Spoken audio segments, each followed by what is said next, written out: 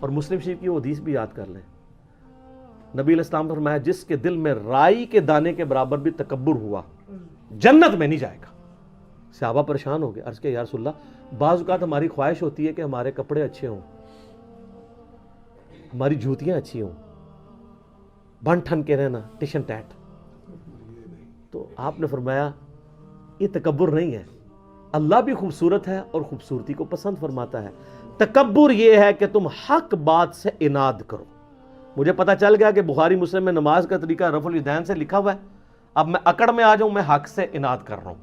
مجھے پتا چل گیا قرآن میں ایاک نعبد و ایاک نستعین لکھا ہے، پھر بھی میں بابوں کو پکار رہا ہوں مدد کے لیے، میں متکبر ہوں۔ حق بات سے اناد کرو، یہ ہے تکبر، اور دوسروں کو حقیر جانو۔ آپ مہنگے کپڑے ضرور پہنیں، لیکن کسی کم درجے کے کپڑے پہننے والوں سے نفرت نہ کریں۔ اسی لیے دیکھیں آپ کو اسلام نے کتنا پابند کیا ہے۔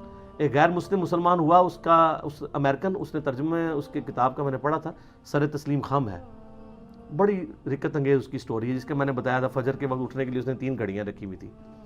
وہ کہتا ہے جب میں نماز پڑھنے کے لیے مسجد میں گیا نا، تو مجھے اسلام کی اس بات کی حکمت سمجھ آئی کہ نماز میں پاؤں سے پاؤں کیوں جوڑنا ہے۔ وہ کہتا ہے میں چٹی چمڑی، میرے ساتھ ایک کالا حبشی آ کے کھڑا ہو گیا، میرے دل میں ایک چیز آئی، جب بندہ رکوع میں جاتا ہے کالے اور سفید پاؤں، تو بندے کو تھوڑی سی نفرت گھن آتی ہے نا۔ تو کہتا ہے مجھے رکوع میں جا کے حکمت سمجھ آئی کہ اسلام نے میرا تکبر توڑا ہے، کہ اللہ کی بارگاہ میں پہنچ کے سب برابر ہیں، ایک ہی صف میں کھڑے ہو کے محمود و یاز۔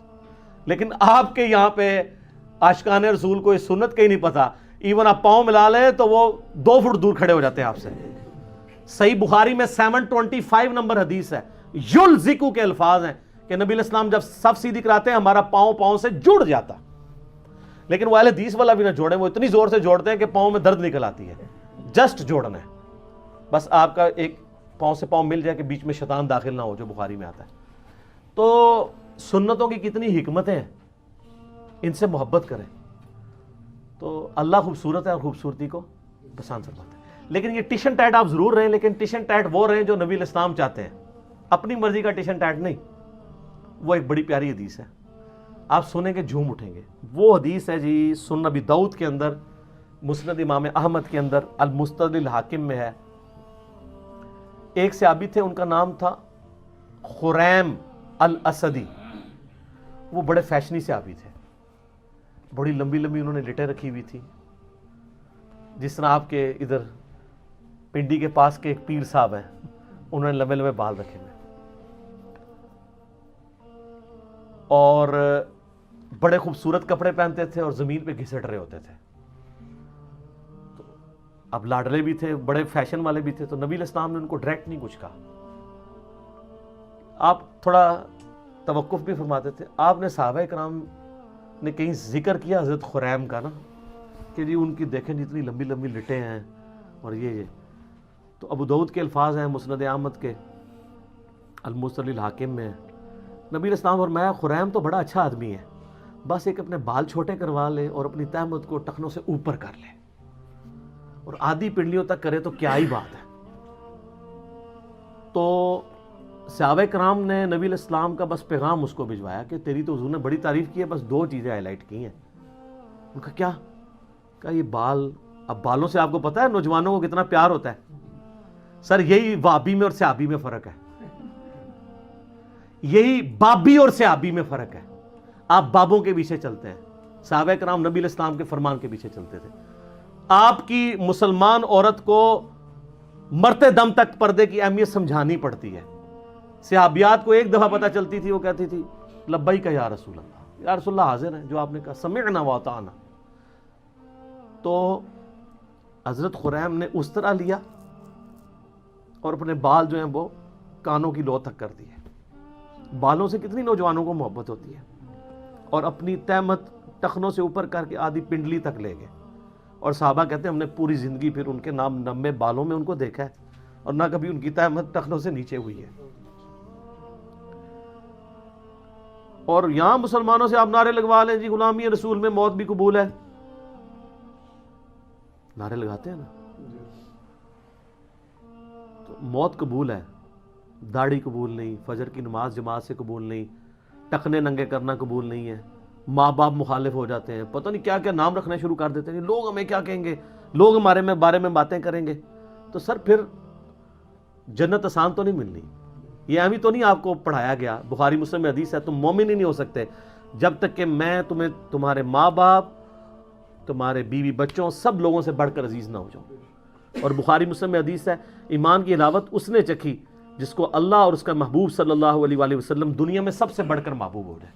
اس میں اللہ از دا ٹاپ پرائرٹی کی بات ہو رہی ہے، صرف محبت کی نہیں. آپ نے معاشرے سے آر محسوس، اور سر یہ دنیا دار جو معاشرہ ہے اس کی تو کتے کی اوقات نہیں ہے. میں آپ کو ڈنکے کی چوٹ پہ یہ کہتا ہوں. ڈاکٹر ذاکر نائک کو آپ دیکھتے نہیں ہیں، کدھر کدھر ان سے بڑے کو فورم پہ جا سکتا ہے، وہ کہتا ہے میں کوئی بہت بڑا افسر ہوں. تیری کیا اوقات ہے، تجھے تو ایک محلے کے لوگ بھی نہیں جانتے.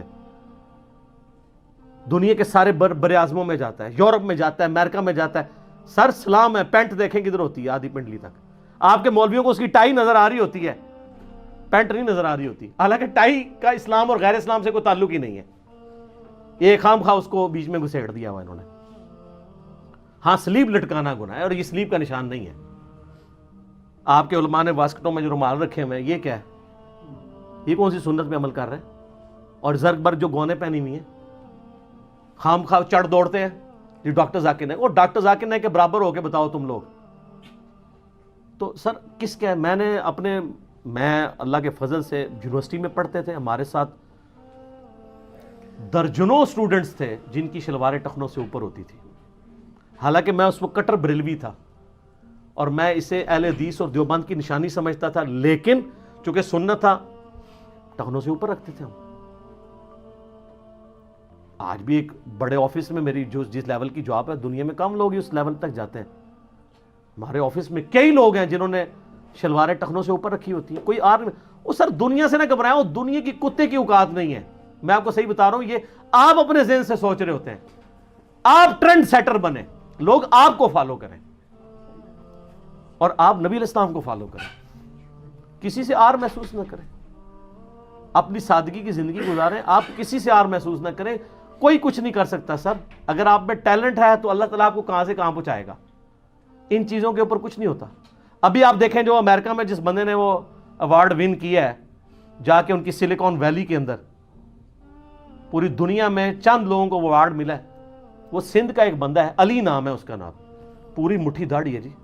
اس بندے نے جو سافٹ ویئر ڈیزائن کیے ہیں، یہ پاکستان میں یہ ایشو تھا نا کہ وہ 60-70 ہزار مرغیاں جو ہیں ایک دن میں مر جاتی تھی.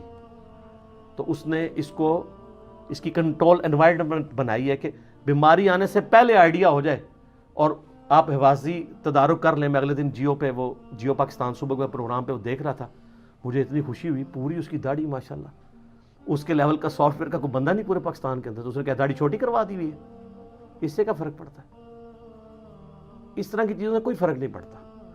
آپ دین کو پریکٹس کریں. ان کی تو کوئی اوقات نہیں. انہوں نے آپ کے مرنے کے بعد کیا دنیا میں کوئی نہیں کام آنا اگر اللہ نے آپ کے لیے خیر نہیں لکھی. ٹھیک ہوگا جی.